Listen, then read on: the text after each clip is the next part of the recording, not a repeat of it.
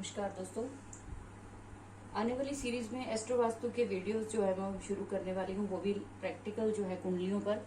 लेकिन उससे पहले जो है कुछ वीडियोस आपको देना चाहती थी ताकि आपको कुंडलियों की जो है वो पता होना चाहिए कि कौन सी कुंडली कैसे काम करती है, ताकि जब हम एस्ट्रो वास्तु पे काम करें तो आपको समझ में आए कि वो जो हम रूल लगा रहे हैं उसका क्या मतलब है।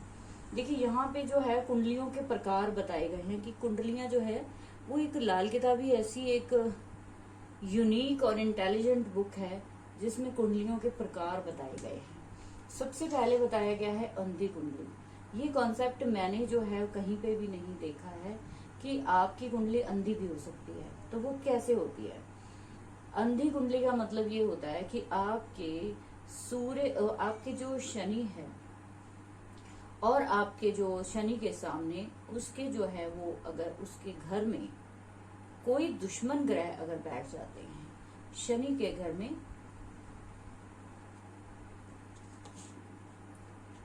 के घर में दुश्मन ग्रह जब बैठ जाते हैं तो वो जो है वो कुंडली जो कहते हैं कि वो अंधी हो जाती है। शनि के घर में उसके दुश्मन ग्रह यानी कि आप देखिए कि राहु बैठ जाए, जुपिटर बैठ जाए, सैटर्न बैठ जाए। ऐसे में क्यों इसको अंधी कुंडली बोला गया कि व्यक्ति को जो है असल में यही समझ में नहीं आता सारी उम्र कि मैं कौन सा काम करूं, मैं किस प्रोफेशन में जाऊं, मुझे कहाँ से प्रॉफिट मिलेगा, मेरी जिंदगी में जो कर्मास है वो ठीक क्यों नहीं है। तो वो इंसान प्रोफेशन को लेकर, अपने कर्मास को लेकर बहुत परेशान होगा। तो उसका रीजन कहीं ना कहीं सैटर्न के घर में या तो दुश्मन ग्रह बैठे होंगे या फिर सैटर्न के सामने बैठे होंगे। तो ये जो है वो कुंडली अंधी हो जाएगी। तो यहाँ पे इसका उपाय भी बता देती हूँ मैं साथ में। बहुत आसान है कि आपको क्या करना है अगर ऐसी कोई कंडीशन है। बाकी जो मर्जी कहीं पे होता रहे, कोई नहीं, आप दिक्कत मत उसको सोचिए। अगर आपको कहीं आपकी कुंडली अंधी लग रही है, आपको लग रहा है कि मुझे भी ऐसी ब्लाइंडनेस फील हो रही है, मेरी लाइफ में भी ऐसी प्रॉब्लम्स हो रही है, तो आपको क्या करना है, 10 ब्लाइंड मेल पीपल्स को आपको खाना खिलाना है, बहुत बढ़िया वाला। ठीक है। तो अगर आप खाना जो है अपने हाथ से जो है वो डिस्ट्रीब्यूट करेंगे अंध विद्यालय में जाकर या ब्लाइंड स्कूल में जाकर, तो आपको जो है अपने प्रोफेशन में रास्ता मिल जाएगा। जो यहाँ पे ब्लाइंडनेस आ रखी है, यहाँ पे ब्लाइंडनेस क्यों बोला गया है, एक सिंपल सा आपको बताती हूँ कि वीडियोस लंबी नहीं करनी है। मेरे को पता है लोग स्किप करके देखते हैं, तो अच्छा नहीं है उसका। देखिए यहाँ पे देखा गया है कि सैटर्न क्या है, वो अंधेरा है, और सन क्या है यहाँ पे, वो बहुत ही ज्यादा चमकता हुआ आग का गोला है। तो यहाँ पे क्या है कि सन, सैटर्न के घर में जब सन आता है तो एक तरह से इतनी तेज चमक जो है सैटर्न बर्दाश्त नहीं कर सकता। वो एक ठंडा, स्लो, बुजुर्ग प्लेनेट है। वहां पे इतने तेज जब प्लेनेट उसके एंटी प्लेनेट बैठ जाते हैं तो वो अनकंफर्टेबल हो जाता है, तो वो परेशानी जो है वो देनी शुरू कर देता है। इसके बाद अंधराती कुंडली है। अंधराती कुंडली मतलब आधी, ये पूरी अंधी कुंडली बोली जाएगी, ये आधी अंधी कुंडली। यानी कि आप देखिए कि सूर्य जहां बैठे हैं तो शनि के उससे चौथे स्थान में अगर कहीं राहु बैठा है या उसके दुश्मन ग्रह बैठे हैं, तब भी आप देखिए कि ये परेशानी जो है वो हो सकती है। अगर हम इसको उल्टा देखें तो देखिए राहु 7, 8, 9, 10, तो यहाँ पे जो भी प्लेनेट यहाँ पे बैठे हैं, अगर उससे 10वें घर में शनि के दुश्मन ग्रह बैठे हैं, यहाँ पे शनि है जैसे, तो शनि के अगर बिल्कुल 10वें घर में कोई उसका एंटी प्लेनेट बैठा है तो वो भी आपकी कुंडली यानी कि आपके प्रोफेशन को नुकसान पहुंचाएगा। बशर्ते वो शनि का दुश्मन होना चाहिए। अगर यहीं पे शनि का जो है 10वीं दृष्टि शुक्र पर पड़ रही है तो इतना नुकसान नहीं होगा जितना सूर्य के पड़ने से, सूर्य के कांटेक्ट में आने से हो रहा है। तो इस तरीके से आप देख सकते हो कि शनि से जो है या तो सामने या फिर शनि से 10वें स्थान में अगर आप देखिए कि कोई एंटी प्लेनेट बैठा है तो आपके प्रोफेशन में बहुत सारी दिक्कतें आ सकती हैं। ये स्पेशली प्रोफेशन के लिए 2 कुंडलियां काम बहुत करती हैं। उसके बाद आप देखिए कि जब भी 4th हाउस में या फिर अगर वैदिक वाले चाहे तो 4th राशि में भी चेक कर सकते हैं। कर्क राशि में भी अगर राहु और केतु बैठे हैं चंद्रमा के घर में या चंद्रमा की राशि में राहु केतु बैठे हैं, तो वह कुंडली यानी कि धर्मी गिनी जाती है। धर्मी का मतलब यहाँ पे है कि ये जो दोनों प्लैनेट, इवन कि शनि को भी लगा लीजिए, कि ये प्लैनेट्स एक तरह से यहाँ पे प्लेज लेते हैं कि हम जो है अपनी माँ के घर को खराब नहीं करेंगे, अपनी मातृभूमि को खराब नहीं करेंगे, अपने घर को खराब नहीं करेंगे। कब करेंगे? इनकी शरारतबाजी कब शुरू होगी? जब यहाँ पे आप अपने घर में इनके एंटी काम शुरू करेंगे। कब होंगे एंटी काम? जब आप घर में जो है वो तोड़ फोड़ शुरू कर देंगे, घर में जो है आप टॉयलेट तोड़ लेंगे, घर में जो है आप रेनोवेशन शुरू करवाएंगे, तब ये बैठा हुआ 4th हाउस का या 4th राशि का आप चेक कर लीजिए, किसी का भी है तो जब भी वो पर्सन राहु 4 या केतु 4 वाले घर में रेनोवेशन या तोड़ फोड़ या कंस्ट्रक्शन कराते हैं, उनकी जिंदगी हिल जाती है पूरी तरीके से। मेरे पास बहुत सारी कुंडलियां जिन्होंने ये चीज किया। लेकिन इसका इलाज क्या है? इसका इलाज भी है, क्योंकि ऐसा नहीं है कि हम अब ये आ गया तो सारी उम्र तो जी हम ऐसा कुछ कर ही नहीं सकते। देखिए, वर्षफल का फायदा यही होता है। अब यही प्लेनेट वर्षफल में कहीं ना कहीं जरूर होंगे। 8 के अलावा 12 के अलावा वो कहीं पे बैठे हैं तो आप कंस्ट्रक्शन कर पाओगे। लेकिन आपको इसका जो नेटल चार्ट के राहु केतु उसका भी ध्यान रखना है शनि को, तो आपको उसके उपाय करने पड़ेंगे। उपाय क्या करने हैं आपको सिंपल शनि के उपाय कीजिए, फिर आप कोई ना कोई कंस्ट्रक्शन जो है वो शुरू कीजिए। और वर्षफल में अगर राहु कहीं गलत जगह पे है तो साथ में आप राहु के उपाय भी कर दीजिए। इसके बाद आता है धर्मी कुंडली नंबर 2। धर्मी कुंडली बी जो मैंने लिखा है, तो दूसरे तरीके की कैसे बनती है कि उसमें क्या होता है कि सैटर्न के साथ जब भी जुपिटर मिल जाएगा तो शनि जो है यहाँ पे अपने गुरु के स्थान, गुरु के साथ कोई भी नुकसान जो है वो नहीं पहुंचाता है। वो यहाँ पे गुरु के साथ उल्टा धर्मी हो जाएगा, यहाँ पे अपना पाप जो है वो छोड़ देगा। वो अपने जिस प्लेनेट के साथ यानी स्पेशली गुरु के साथ अगर सैटर्न बैठा है तो वो धर्मी कुंडली ही मानी जाती है। ऐसे लोगों को क्या कहते हैं कि आप धर्म के रास्ते पर चलिए, आपको कभी भी शनि जो है तंग नहीं करेगा।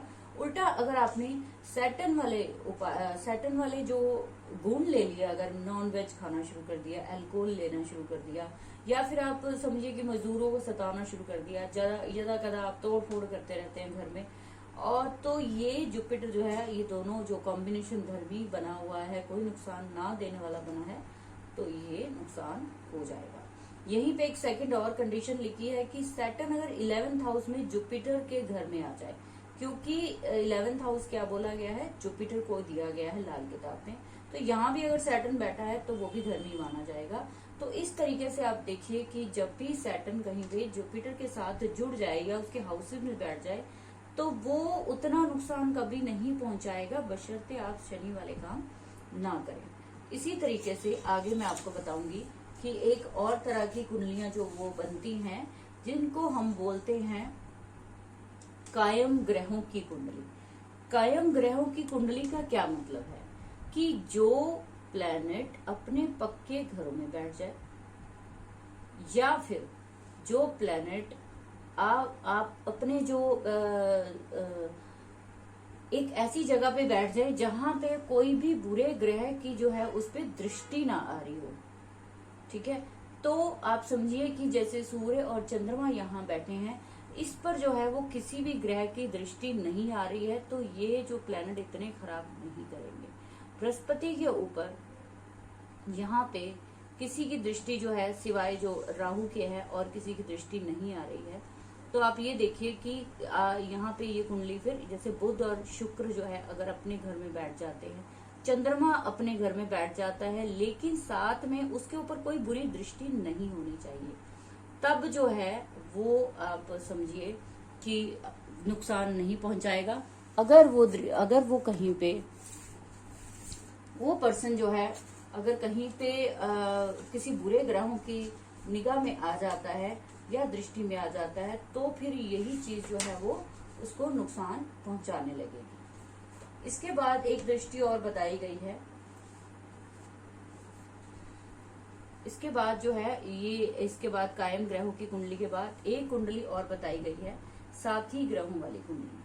साथी ग्रह क्या होते हैं? आपस में परस्पर सहयोग करने वाले ग्रह। जैसे कि हमने साथी ग्रहों वाली जो एक एस्पेक्ट देखे थे, उसमें दृष्टि देखी थी, इसी तरीके से जैसे शनि अगर मान लीजिए सूर्य के घर में बैठ जाता है और सूर्य जो है वो शनि के घर में बैठ जाता है। तो इस तरीके से जो है अगर ऑपोजिट कंडीशन बनती है तो ये साथी ग्रहों वाली कुंडली होगी। ये आपस में एक दूसरे को नुकसान नहीं पहुंचाएंगे, उल्टा अपने जिन जिन घरों में बैठे हैं उस घर के कारक तत्वों को हेल्प करेंगे करने के लिए। तो इस तरीके से आपको देखना है कि कौन सा ग्रह, जैसे शुक्र बैठा है अगर अपने घर में, तो इस तरीके से अगर बृहस्पति बैठ जाए, इस तरीके से आमने सामने बृहस्पति और शुक्र बैठ जाए, ठीक है, तो मान लीजिए कि यहाँ पे बृहस्पति बैठ जाता है, जुपिटर बैठ जाते हैं, और यहाँ पे जो है आप मान लीजिए कि मंगल बैठ जाता है, तो ये दोनों क्या है, ये पक्के घरों के मालिक है अपने अपने। लेकिन यहाँ पे बुध भी है इस घर का मालिक, तो ये जो प्लेनेट है ये आपस में क्या हो गए, ये आपस में साथी ग्रह हो गए। तो ये एक दूसरे के घरों में बैठे हैं, तो बैठ जाएंगे, अगर ये यहाँ चला जाएगा और ये यहाँ आ जाएगा तो ये साथी हो जाएंगे, ये कभी नुकसान नहीं पहुंचाते हैं एक दूसरे को। उसके बाद है मुकाबले की कुंडली। मुकाबले की कुंडली का मतलब होता है वो कुंडली जो दूसरे एक अपने दुश्मन के घर में बैठकर, एक ऐसा ग्रह जो दूसरे दुश्मन के घर में बैठकर मुकाबले के लायक नहीं रहता। यहाँ पे मुकाबले का मतलब ये है कि दुश्मन ग्रह के घर में आप बैठ जाते हैं जब, तो आप क्या करते हैं, आप जो है इस कंडीशन में नहीं रहते हैं कि आप उसमें कोई एक्शन ले पाएंगे। तो इस दौरान जो है वो मुकाबले वाली कुंडली बन जाती है। इसी तरीके से नाबालिग कुंडली एक कही गई है। नाबालिग कुंडली जो है 12 साल तक मानी जाती है बच्चे को, इसीलिए 12 साल तक कोई बड़ी रेमेडी नहीं दी जाती है, तो वो अगर उसको कोई स्पेसिफिक प्रॉब्लम है तो दी जाती है। तो नाबालिग ग्रहों में क्या होता है कि जैसे कि शनि जो है वो फर्स्ट हाउस में बैठा है, चंद्रमा और शुक्र जो है वो सेकंड हाउस में बैठे हैं, तो ये एक तरह से सारे जो ग्रह हैं वो सारे एक तरह से इस कंडीशन में बैठे हैं कि ये कुछ अभी एक्शन जो है वो नहीं कर पाएंगे। सूर्य बुध एक तरह से ये समझ लीजिए कि ग्रुप ऑफ प्लैनेट्स है जो कि अभी एक्शन में नहीं आएंगे जब तक वो बच्चा 12 साल का नहीं आएगा होगा। तो इस तरीके से आप समझ सकते हैं कि कुंडलियों के कितने प्रकार होते हैं। तो अगर आपको ये वीडियो अच्छा लगे तो प्लीज लाइक और सब्सक्राइब जरूर कीजिए। आने वाले वीडियोस में मैं अब कुंडली लगाकर आपको एस्ट्रो वास्तु सिखाऊंगी, ताकि आप जो है ज्यादा से ज्यादा लोग सीख पाएं। काफी लोगों की रिक्वेस्ट थी कि आप कुंडली लगाकर सिखाइए। मुझे पता है यूट्यूब पे ऐसा कुछ नहीं है, तो मैं उसी रिसर्च में लगी हूँ ताकि आपको ऑथेंटिक नॉलेज दे पाऊँ। कहीं पे भी कोई गलती अगर होती है तो आप मुझे कमेंट सेक्शन में बता सकते हो। I am always ready for learning, ठीक है। तो हम सब स्टूडेंट्स हैं, जितने भी मेरे वीडियोस लोग देखते हैं, या तो नए लोग देखते हैं या ऑलरेडी जो जानते हैं वो देखते हैं। तो आप लोगों को कहीं भी कोई प्रॉब्लम लगती है तो आप मुझे कमेंट सेक्शन में ज़रूर बोलिए, और इस वीडियो को लाइक और सब्सक्राइब करके शेयर कीजिए। Thank you.